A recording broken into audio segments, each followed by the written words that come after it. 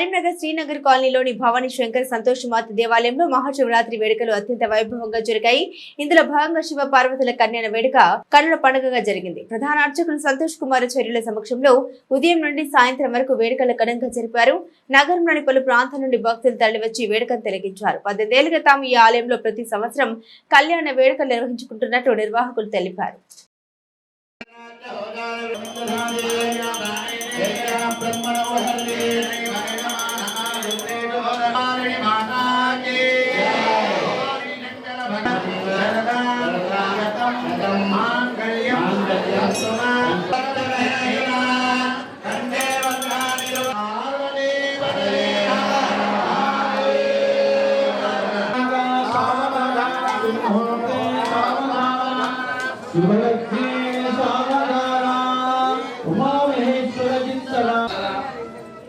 అంగరంగ వైభవపేతంగా అత్యద్భుతంగా 10 సంవత్సరం లాగానే ఈ సంవత్సరం కూడా భక్తుల యొక్క విశేషమైనటువంటి ఆదరణ చేత స్వామివారి యొక్క విశేష కార్యక్రమాలు నిర్వర్తించబడ్డాయి.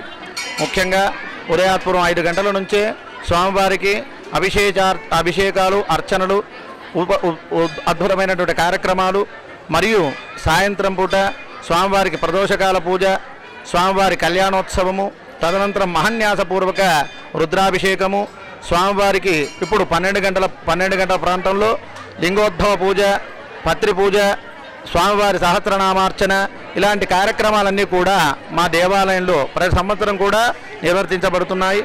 ఈ సంవత్సరం విశేషంగా కుంభమేళాను సందర్భంగా పురస్కరించుకొని మరియు మాఘమాసంలో స్వామివారికి ఈ మహాశివరాత్రి పర్వకాలం రావడం అనేది విశేషము.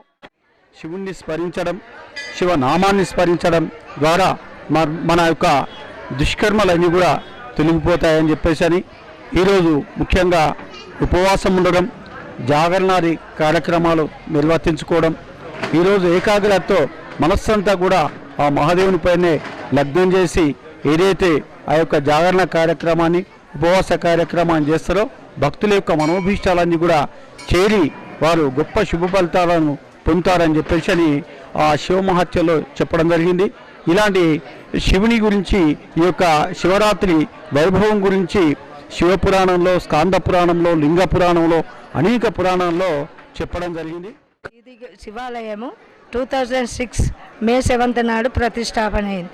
ఆల్మోస్ట్ ఇప్పటికి 18 సంవత్సరాలు కంటిన్యూగా శివరాత్రి కళ్యాణోత్సవాలు, శ్రీరామనవమి కళ్యాణోత్సవాలు, గోదామాత కళ్యాణోత్సవాలు, మాస శివరాత్రులు అనేకమైనటువంటి విశేష కార్యక్రమాలు నిర్వహించబడతాం. ఈ కార్యక్రమానికి దాదాపుగా ఒక 400 నుంచి 500 మంది దాకా జనాలు వస్తుంటారు.